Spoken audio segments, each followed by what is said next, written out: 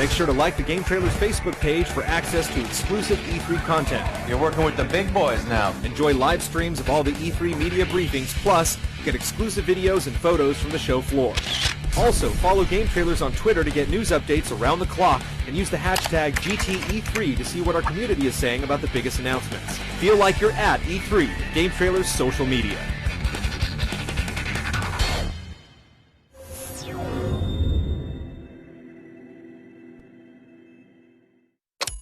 Can't wait for Mass Effect 3, Uncharted 3, and Zelda? Well, every week on GDC and PAX.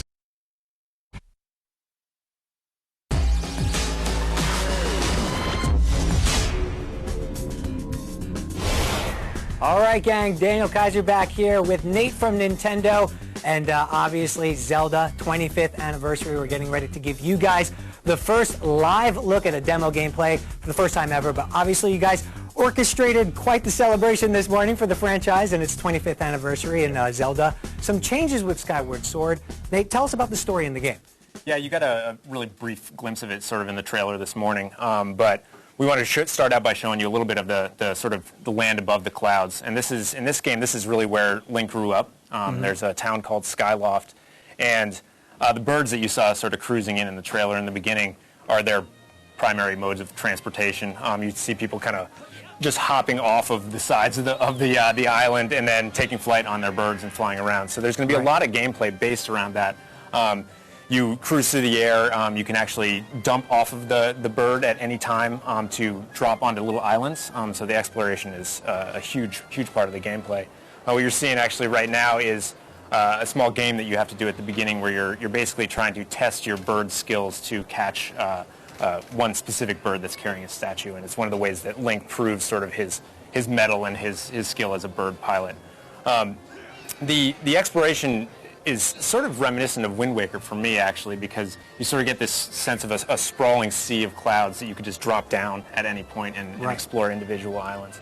So this is something you come back to throughout the game. This is not just a one-time. Exactly, and the way it's structured is actually pretty fascinating. At any point you can drop down below the clouds, but when you find a save statue or something similar, basically they're bird statues scattered throughout the underworld, and you can pop back up through the clouds at any point and go back to this central town. So, if you need, you run out of potions or you need to, get a different weapon or something like that. At any point, you pop back up, go to your town, and then you can dump back below the clouds. Talk a little bit about the flying mechanics specifically. Obviously, Wii Motion Plus is a huge part of this game. Talk a little bit about what you'll be doing to control your birds in the air. It couldn't be simpler. It's similar to Wii Sports Resort flying in that you're guiding the bird sort of like a paper plane like this. So your gliding motion is entirely the Wii remote. And then if you want to flap, you just make a flapping gesture basically with your hand. And you can also press the A button to do sort of a dash move if you want to catch up to something. As you can see, he caught the bird and he got the statue.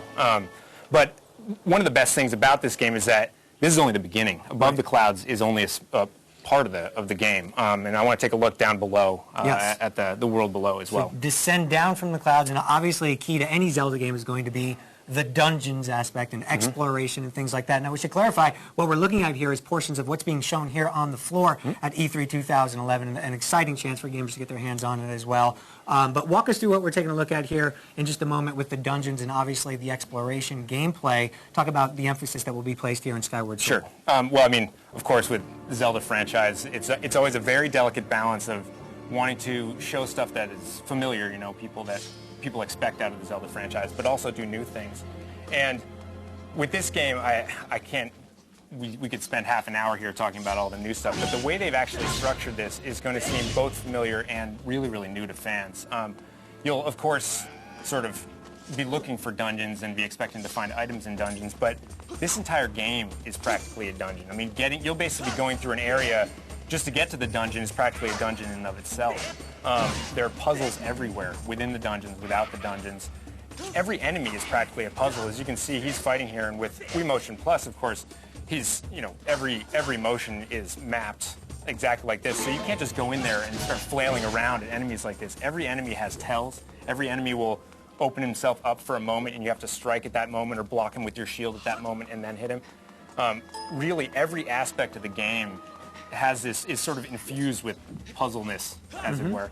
And then even the structure of going to dungeons is very, very different. I mean, you'll find yourself going back into a dungeon that you were in previously. You might go back into the first dungeon hours and hours later in the game, which is totally new for the franchise. The story elements are what unlock you and take you back to these same places. Oh, yeah. And what keeps them fresh? Because, I mean, off the top of the bat, that sounds, you know, the word backtracking comes up. Oh, but yeah. It's not that. It's not that at all. One of the most important features in the game is sort of finding items and finding, looking for plot elements amongst all the things that are going on down in the world below.